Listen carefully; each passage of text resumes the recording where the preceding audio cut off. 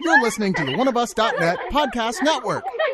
One of Us is a podcast and video network funded all but entirely by donations and subscriptions. We do accept pitches for audio-based or banner ads, but on a case-by-case basis. If you are interested in that, contact us at oneofusnet@gmail.com. With the amount of audio and video content we generate, it is expensive and extremely time-consuming to keep things running. Please go to the webpage oneofus.net and sign up for a subscription at $2, $5, $10, or $25 and get a ton of bonus content. One of Us needs and appreciates all your support.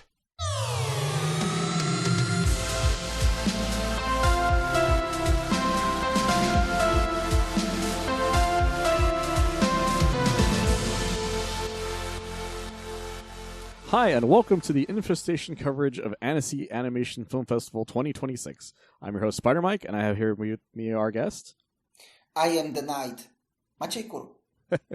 We're here specifically because Macha got to see an early screening of Batman Nightfall Part 1, which is an interesting title since it's just Part 1 of a series of titles. Actually, the title there show us as like Nightfall Part 1 Nightfall.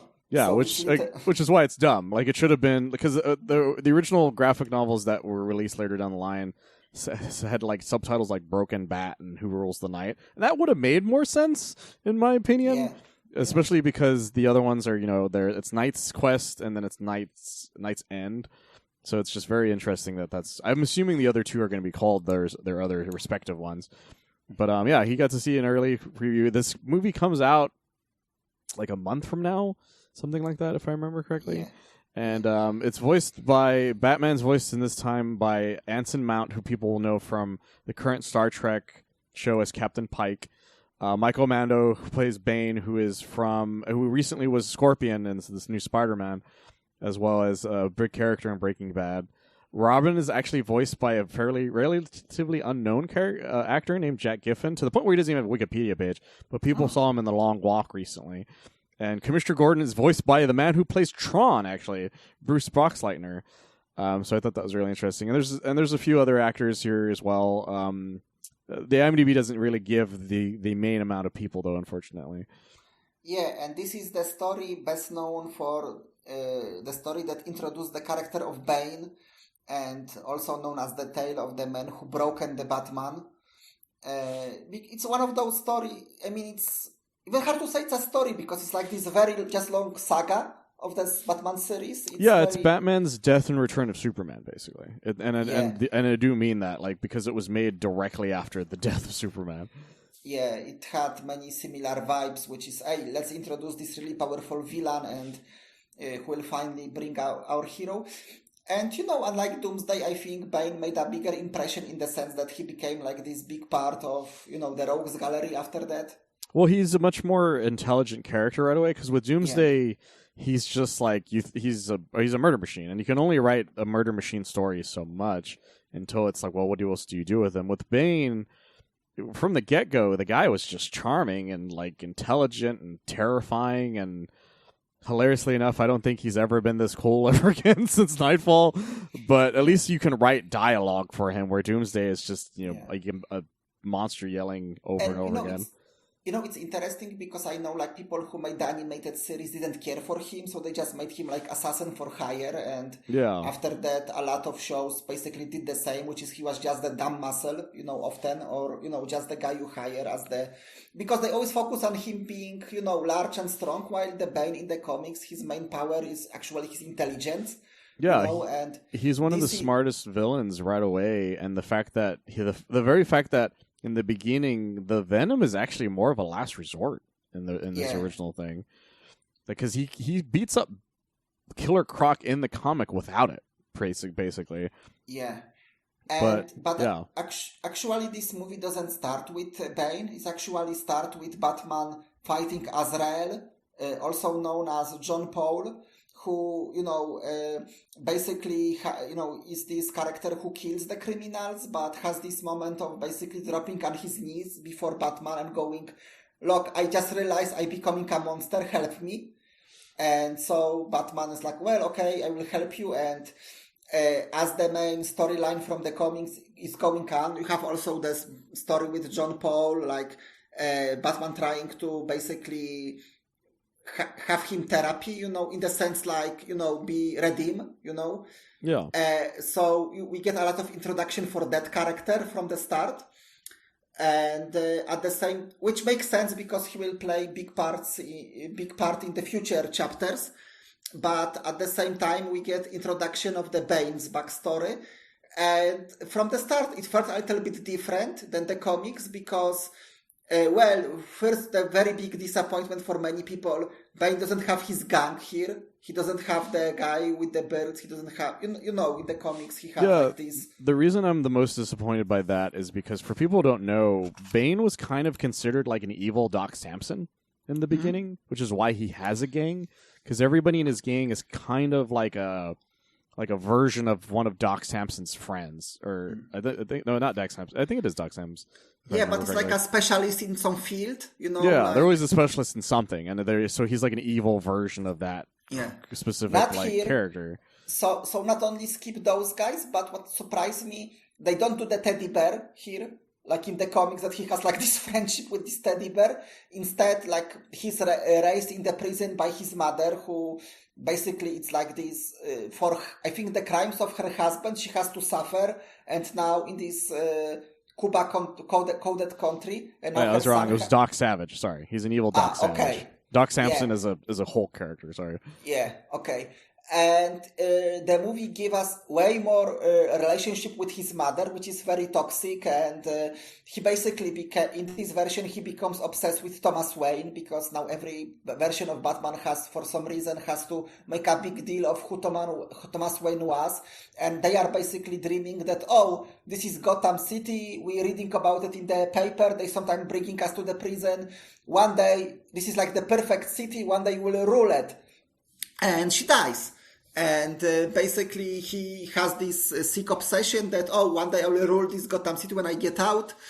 If you know the comic, he becomes the Bane after they made some experiments on him and they put him in this cell where every day the water comes up, so he has to swim up and hold the bars to, but he's just getting more buff and more strong and more obsessed. And he basically, when he gets to Gotham, he realizes, I think that Bruce Wayne destroyed this great city. He destroyed his father's legacy, so I have to get the city back. So this is the Bane, but backstory in this. And I have to say, in many ways, I think this movie is better than some adaptation like The Killing Joke, where they totally, in my opinion, butchered the animated adaptation story by adding a bunch of stuff that isn't this. But this almost has the opposite problem because they have to cut out a lot of things to, have the story flow, but also, set up some things. So, one thing that people really love about the book is that Bane, gets all the criminals from the prison, from Arkham. He basically makes this giant, jailbreak. So, hoping that this will crush Batman's spirit because now he has to capture them all by one. And the city is basically run over by the lunatics. And here it's very trimmed down. But I mean, it's not even that the problem is trimmed down because I will say this out front. This movie doesn't show the Joker, which is very strange because it's wild to not show him at all. Yeah, because in the book he has like this joint forces with the Scarecrow, and it was like really strange because when Bane goes to Arkham to set them free, it's like a cell, and you hear giggling. It's like, it's the joke. No, it's the Mad Hatter, and basically there are some lines Mad Hatter has. I'm like, was this meant to be the Joker in the original? I don't get it. But, if you know the book, the big part of the story is Batman, trying to capture all the criminals one by one, and Robin. There is also this side thing with the Robin, which will be like the part of his arc for the rest of the movie, the trilogy, which is, I want to help you. No, I work alone. Robin, you stay here because you are my third Robin, and the previous two Robin died. Because this is Tim Drake version, Yeah. And so there is this thing going on between them. But I will say this out front. In the book, it was great because, you have this feeling of how he captures each of the criminals. It was like a mini story. Here they only show two, which is Mad Hatter and Zaz, and the rest is just a montage. Which again is kind of disappointing, but you can do that if you show a great way of showing passage of time, which the comic did a great job with the fact that he's consistently growing a beard throughout the comic, where in the trailer shows that he's just kind of has a few cuts here and there by the time it's done. They don't do it here, and it's sad because, again, like, I understand, like, everybody has a favorite part probably, so, it's hard to have them all. Like, mine was the ventriloquist. Here he only has, like, one scene, which is very fast in the montage, but they basically, again, because, for example, the scene where he captures Zaz, it's really cool. I like that they expand Montoya character. Like, she has more of a agency in this, helping out Batman and capturing Zaz, and it's really great, and I love Montoya. She's a cool character, but it's also strange because I can understand they wanted to expand some of the female characters, but so they added all those scenes between Bruce Wayne and his psychiatrist. And, there are some fun moments because it's one of the moments of humor in this when she's like, "Oh, I think you have a messiah complex, Mr. Wayne." He's like, well, so there are moments like this, but again, why do you expect? I understand you want to expand the female characters, but because of this, you are taking so much time from the, actual meat of the story. And, one thing I have to mention is, which will be disappointed for some fans. Again, Killer Croc doesn't show up, Joker doesn't show up. One very strange change is that, people love how in the comic Bane figures out why Batman is Bruce Wayne, and here is just a throwaway line. It's totally different. It's more like, well, of course I figure out who it is. I'm surprised more people didn't figure it out. So it's just like, but for me the biggest problem with this movie is that it's trying to be very edgy, very, but in a way, like, almost angsty teen type of way, like, every scene has to have some moment of blood, like, just, like, you cannot have a scene that, Azrael cuts somebody's head. You have to have, like, this just big stream of blood gushing from it, Yeah, it's the issue I've had with a lot of the DC ones where they're like, we want to be serious, so we're just going to be very violent for no reason. You're like, what? Yeah. So this is a problem I have. This one, which is this book, this series of, stories is not what it's about. I love how atmospheric the original was, and here they are trying to have some atmosphere, but it's just in a different way. And I think the animation itself is beautiful. I think there are some cool fighting, but the second thing for me will be the biggest problem for most is how the Bane looks, because in this Bane looks just, he's gigantic. He's, again, in the book it was about his smarts. Here I'm sorry, I think he looks more ridiculous than the way he looks in something like on The Brave and the Bold, the kids show. Yeah, he looks kind of the way he is in Arkham Asylum, or the Arkham Asylum games, where he's just like, he's the Hulk, basically. It's way too much. Yeah, it's like in the it looks like he doesn't have a 6-pack and he has like a 16-pack, it's just like this really grotesque thing. And later when he puts on the mask, it's a little bit better, but I will say this, as I think I can imagine people enjoying this if you just want to, have just, almost like a mindless, movie where it's a lot of blood and Batman kicks some ass, but for me, it's not that movie. I mean, it's not this book, what was about. I think this actually would work way more better as a miniseries. Because you can have time develop to all the character. You can actually show the side story with the Scareface, ventriloquist. And here is, again, just a fast montage. Here's a quick scene with the ventriloquist. Here's a quick scene of him capturing Scarecrow. So now Joker and Scarecrow team up in the future, That's what frustrates me, because that like, there's so much about the Scarecrow Joker thing that is so specific as to why Batman's so mentally exhausted by the time it's done. Yeah. And then the other thing that bothers me is it's an animation thing, but it's it's a thing that they did with Batman that frustrates me, because they did it purely because of the way covers and figures were made at the time, where he has these gigantic fucking spikes on his cape. Yes. For no reason, because I actually have an action figure that had that, and a lot of covers had that, but the story didn't. And I'm like, what was the point of adding those to them? Yeah, I think they really wanted to make this look more like the covers of the book than actual art in the book. So yeah. Because Bane was really gigantic in the art for the books, or for the cover of the books, but not in the actual book inside.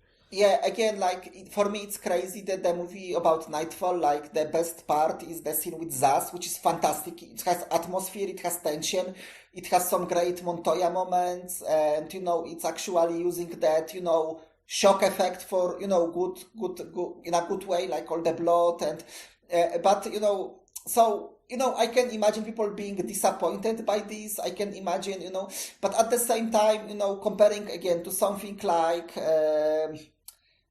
Killing Joke, it's doing a better job, because that movie, was just for me like offensive to fans, it was just like, okay, you totally miss the point of the book, you barely try. And I would also add this as a positive note. I think it's actually one of the changes they made to the ending of this chapter is something that actually made me want to watch the second part, because there's one change that makes me, wow, shit, I don't know how he'll now get out of this one, like, okay, like, like it's a change that what will happen in the book, but because of one change, okay, so this thing cannot happen anymore.